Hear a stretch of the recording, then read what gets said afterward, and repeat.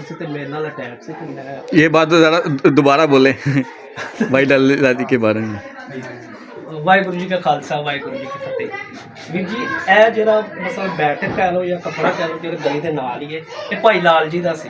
ਭਾਈ ਲਾਲ ਜੀ ਦੀ ਉਹ ਤਸਵੀਰ ਹੈ 17ਵੀਂ ਅੰਸ ਬਾਬਾ ਮਰਦਾਨਾ ਜੀ ਦੀ, ਜਿਨ੍ਹਾਂ ਨੇ ਪੂਰੀ ਦੁਨੀਆ ਤੇ ਆਪਣਾ ਕੀਰਤਨ ਕੀਤਾ ਔਰ ਦਾਤ ਲਿੱਤੀ, ਅਖੰਡ ਕੀਰਤਨ ਕੀਤਾ ਔਰ ਪੂਰੀ ਆਲ ਵਰਲਡ ਦੁਨੀਆ ਜਾਣਦੀ ਹੈ। ਉਹਨਾਂ ਦਾ ਕਪੜਾ ਸੀ ਤੇ ਮੈਂ ਇਸ ਕਰਕੇ ਇਹਨਾਂ ਨੂੰ ਵੀਰ ਜੀ ਨੂੰ ਪਹਿਲੋਂ ਇੱਥੇ ਬਿਠਾ ਕੇ ਤੇ ਹੁਣ ਅੰਦਰ ਨੂੰ ਜਾਵਾਂਗੇ ਅਸੀਂ, ਤੇ ਇਹਨਾਂ ਨੂੰ ਇਸ ਕਰਕੇ ਦੱਸਣਾ ਜ਼ਰੂਰੀ ਸੀ ਕਿ ਇਹ ਉਹ ਜਗ੍ਹਾ ਜਿੱਥੇ ਭਾਗ ਸਾਨੂੰ ਵੀ ਲੱਗੇ ਤੇ ਦਰਵੇਸ਼ ਰੂਹ ਸਾਨੂੰ ਰੂਹਾਨੀਅਤ ਉਹਨਾਂ ਕੋਲ ਸੀ ਤੇ ਇੱਥੇ ਬੈਠ ਕੇ ਸਾਰਾ ਕੁਝ ਕਰਦੇ ਸੀ। ਵਾਹਿਗੁਰੂ ਜੀ ਕਾ ਖਾਲਸਾ ਵਾਹਿਗੁਰੂ ਜੀ ਕੀ ਫਤਿਹ। ਉਹ ਕਲੇ ਮੇਰੇ ਦਾਦਾ ਜੀ ਦੇ ਜਿਹੜੀ ਬਲੈਕ ਐਂਡ ਵਾਈਟ ਤਸਵੀਰ ਹੈ,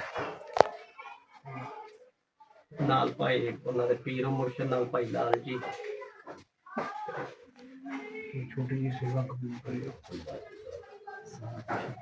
ਛੋਟੀ ਬਹੁਤ ਇਹ ਲੁਧਿਆਣੇ ਚ ਜੀ ਲੱਥੀ ਦੀ ਤਸਵੀਰ ਹੈ।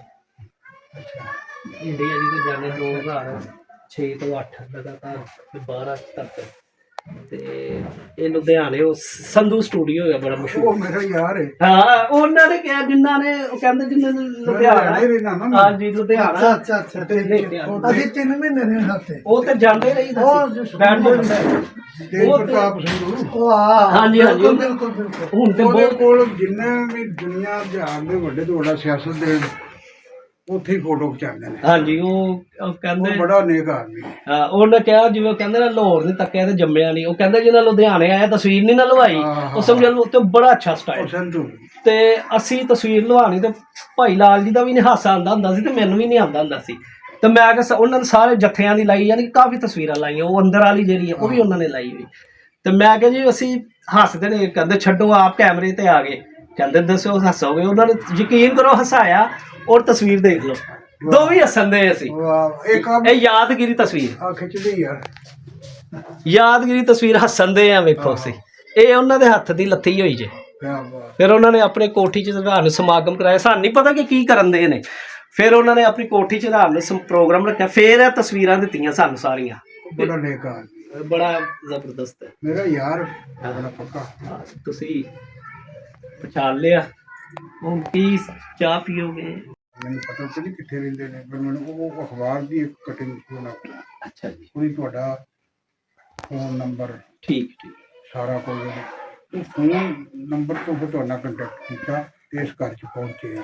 ਠੀਕ ਹੈ, ਬਹੁਤ ਬਹੁਤ ਧੰਨਵਾਦ ਜੀ ਤੁਹਾਡਾ। ਨਾਲ ਸ਼ੁਕਰੀਆ ਜੀ, ਉਮਰ ਸ਼ਾਹ ਤੇ ਇਹ ਮਿਹਰਬਾਨੀ ਤੇ ਨਹੀਂ ਸਾਡਾ ਉੱਪਰ ਲਿਖਿਆ ਮਹਾਰਾਜ ਨਹੀਂ ਜੀ, ਅਸੀਂ ਕਹਿੰਦੇ ਕਿ ਖੁਸ਼ਕਿਸਮਤ ਹੈ ਭਾਈ ਮਰਦਾਨਾ ਜੀ ਦੀ ਅੰਸ-ਬੰਸ ਜੋ ਹੈ, ਤੇ ਬਾਬੇ ਗੁਰੂ ਨਾਨਕ ਜੀ ਦਾ ਹੱਥ ਹੈ ਖਾਸ, ਤੇ ਦੁਨੀਆ ਭਰ 'ਚ ਲੋਕੀ ਜਿਹੜੇ ਨਾ ਬਹੁਤ ਇੱਜ਼ਤ ਕਰਦੇ ਨੇ। ਤਾਂ ਹੁਣ ਉਹ ਵਕਤ ਜਿਹੜਾ ਹੈਗਾ ਉਹ ਆ ਰਿਹਾ ਵਾਪਸ। ਹੁਣ ਲੋਕੀ ਇੱਧਰਲੇ ਪਾਸੇ ਆਉਂਦੇ ਪਏ ਨੇ ਘਰ 'ਚ, ਤੇ ਅਸੀਂ ਤਾਂ ਡਰਦੇ, ਸਾਡੇ ਵੱਡੇ ਸਿੱਧੇ ਸੀ, ਅਸੀਂ ਵੀ ਸਿੱਧੇ ਹੀ, ਕੋਈ ਬੁਲਾਉਂਦੇ ਨਹੀਂ ਸੀ, ਡਰਦੇ। ਤੇ ਲੇਕਿन ਹੁਣ ਉਹ दुनिया बड़े याद करन रही है। अच्छा, जब 47 के बाद आप लोग इधर पाकिस्तान में थे या उधर से थे, तो उसके बाद फिर क्या बना? अच्छा जी, उर्दू में बताना आपको, जैसे पंजाबी भी जो ना पार्टीशन हुई ना, साढ़े वड्डे वडेरे सारे इंडिया ही सन, ਉਹ ਸਾਰੇ ਕੀਰਤਨ ਕਰਦੇ ਸਨ, ਯਾਨੀ ਕਿ ਹਜ਼ੂਰੀ ਰਾਗੀ ਸਨ। ਮੇਰੇ ਦਾਦਾ ਜੀ ਜਿਹੜੇ ਉਹ ਫਸਟ ਵਾਲੇ ਦਰਬਾਰ ਸਾਹਿਬ ਵੀ ਕਰਦੇ। ਹਾਂਜੀ, ਮੈਂ ਦੱਸ ਰਿਹਾ ਤੁਹਾਨੂੰ, ਉਹ ਗੋਂਦਵਾਲ ਸਾਹਿਬ ਗੁਰਦੁਆਰਾ, ਬੋਲੀ ਸਾਹਿਬ ਗੁਰਦੁਆਰਾ, ਉੱਥੋਂ ਦੇ ਹਜ਼ੂਰੀ ਰਾਗੀ ਸਨ। ਨਾਲ ਮੇਰੇ ਤਾਇਆ ਜੀ ਭਾਈ ਮੁਹੰਮਦ ਅਰਸ਼ਾਦ, ਤੇ ਉਹ ਨਾਲ ਇਹਨਾਂ ਦੇ ਮੇਰੇ ਦਾਦੇ ਦੇ ਭਰਾ ਭਾਈ ਚਿਰਾਗਦੀਨ ਚਿਰਾਗੂ, ਇਹ ਹਜ਼ੂਰੀ ਰਾਗੀ ਸਰ ਉੱਥੇ ਬੋਲੀ ਸਾਹਿਬ ਗੁਰਦੁਆਰਾ। ਅਸੀਂ ਗਏ ਆ 5-6 ਦਫਾ ਦੇਖਿਆ ਆ ਉੱਥੇ ਜਾ ਕੇ। ਉੱਥੋਂ ਦੇ ਮੈਨੇਜਰ ਸਾਹਿਬ ਵਲੀ ਸਿੰਘ ਜੀ ਉਹ ਚੜ੍ਹਾਈ ਕਰ ਗਏ ਨੇ, ਉਹ ਸਾਡੀ ਬੜੀ ਇੱਜ਼ਤ ਕਰਦੇ ਸੀ, ਕਹਿੰਦੇ ਮਾਲਕ ਆ ਗਏ, ਜਿੱਥੇ 84 ਪੌੜੀਆਂ ਨੇ। ਫਿਰ ਆਪਣਾ ਸੀਸਗੰਜ ਗੁਰਦੁਆਰਾ ਸਾਹਿਬ, ਮੇਰੇ ਵੱਡੇ ਤਾਇਆ ਜੀ ਦਿੱਲੀ ਭਾਈ ਮੁਹੰਮਦ ਬੂਟਾ, ਤੇ ਉਹਨਾਂ ਦੇ ਫੁੱਫੀ ਦੇ ਬੇਟੇ ਭਾਈ ਚਾਂਦ, ਉਹ ਭਾਈ ਮੋਤੀ, ਉਹ ਹਜ਼ੂਰੀ ਰਾਗੀ ਸਨ। ਸੀਸਗੰਜ ਗੁਰਦੁਆਰਾ ਸਾਹਿਬ ਤੇ ਬਾਕੀ ਜਿਹੜੇ ਹੁੰਦੇ ਸੀ ਮਤਲਬ 12 ਜੋੜੀਆਂ ਹਰਮੰਦਰ ਸਾਹਿਬ ਕੀਰਤਨ ਕਰਦੇ ਸੀ ਪਾਰਟੀਸ਼ਨ ਤੋਂ ਪਹਿਲਾਂ, ਦਿਨ ਰਾਤ ਉਹੀ ਸੇਵਾ ਕੀਰਤਨ ਰਬਾਬੀ ਕੀਰਤਨ ਕਰਦੇ ਸੀ ਉਦੋਂ। ਤੇ ਇਹ ਸੇਵਾ ਉਹ ਜਦੋਂ ਫਿਰ ਪਾਰਟੀਸ਼ਨ ਹੋਈ, ਟਾਈਮ ਐਸਾ ਸੀ ਉਹਨਾਂ ਨੇ ਆਪ ਛੱਡਿਆ ਕਿ ਤੁਸੀਂ ਜਾਓ ਸਹੀ ਸਲਾਮਤ, ਤੁਸੀਂ ਸਾਡੇ ਗੁਰੂ ਕੇ ਬਾਣੀ ਪੜ੍ਹਨ ਵਾਲੇ, ਤੁਹਾਨੂੰ ਕੁਛ ਨਾ ਹੋਵੇ, ਤੁਸੀਂ ਇੱਧਰ। ਉਹਦੇ ਸਾਰੇ ਨਾ ਪੂਰਾ ਖਾਨਦਾਨ ਹੀ ਇੱਧਰ ਆ ਗਿਆ, ਜਿੰਨੇ ਉਹ 12 ਜੋੜੀਆਂ ਵੀ ਜਿਹੜੀਆਂ ਸੀ ਰਬਾਬੀਆਂ ਦੀਆਂ।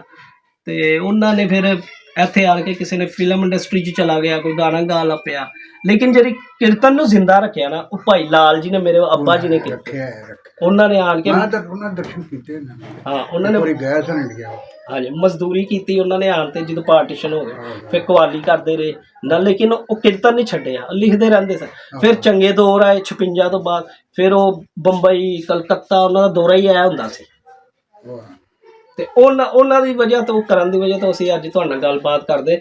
ਮਗਰ ਸਾਰੇ ਰਬਾਬੀ ਤੇ ਮਸਲਾ ਨੂੰ ਜ਼ਾਹਿਰ ਤੁਸੀਂ ਕੰਮ ਕਰੋਗੇ ਤਾਂ ਵਿੱਚ ਆਓਗੇ ਨਾ, ਜਦੋਂ ਤੁਸੀਂ ਛੱਡ ਹੀ ਦਿੱਤਾ। ਤੁਹਾਡੀ ਬੜੀ ਹਿੰਮਤ ਹੈ।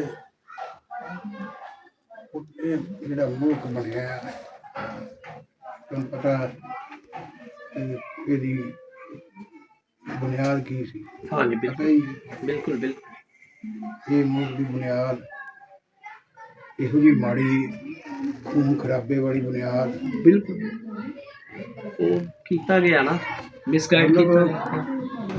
ਖੂਨ ਖਰਾਬੇ ਦੀ ਬੁਨਿਆਦ ਹੈ। ਹੂੰ ਖੂਨ ਬਿਲਕੁਲ ਬਿਲਕੁਲ ਸਹੀ और माफी भी किसी ने मंगी सरकार ने कि ये बड़ा है। सही बिल्कुल बिल्कुल ठीक सही दोनों पासे माफी मंगनी चाहिए। बिल्कुल बिल्कुल देखो इंसानियत का जो दरस है, इंसानियत की जिंदगी प्यार मोहब्बत नहीं मेरा मतलब सरकार को माफी मंगनी चाहिए कि ये बड़ा है। बिल्कुल बिल्कुल बिल्कुल खादा ना रही है ना। सही गल बस ठीक है जी, चलता पे